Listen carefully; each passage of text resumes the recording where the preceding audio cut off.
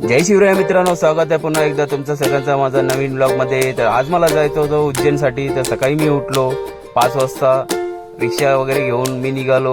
सगळ्यात पहिले उंबारलीला आलो। इथं बघितलं मालकानी बस वगैरे सगळं धुवून ठेवलेलं स्वच्छ करून।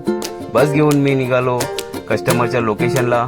कस्टमरचा लोकेशन होता पिसारा गावात आलो। इथं कस्टमरला पिकअप केलं, फटाफट त्यांचं सामान वगैरे लोड केलं।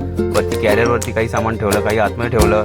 गाडी घेऊन आम्ही निघालो मग तलोजाच्या रोडनी।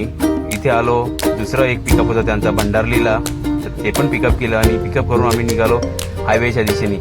सगळ्यात पहिले आम्हाला भरायचं होतं गाडीचं डिझेल फुल करायचं होतं। डिझेल फुल केलं पूर्ण पेट्रोल पंपमध्ये। पुढे डिझेल भेटणार नव्हतं असं आम्हाला इन्फॉर्मेशन आलेली, त्याच्यासाठी आम्ही मध्ये डिझेल पूर्ण गाडी फुल केल्यानंतर आम्ही निघालो MP मध्ये। फायनली आम्ही MP मध्ये आलो रात्री 8 वाजता।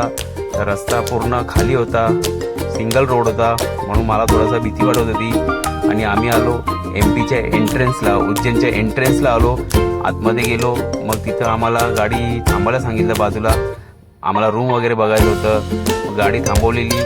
ब्लॉग बनवायला रात्री 12 वाजलेले, म्हणून मी दुसऱ्या दिवशी ब्लॉग टाकला। व्हिडिओ आवडला तर मित्रांनो चॅनलला लाईक आणि फॉलो करायला विसरू नका।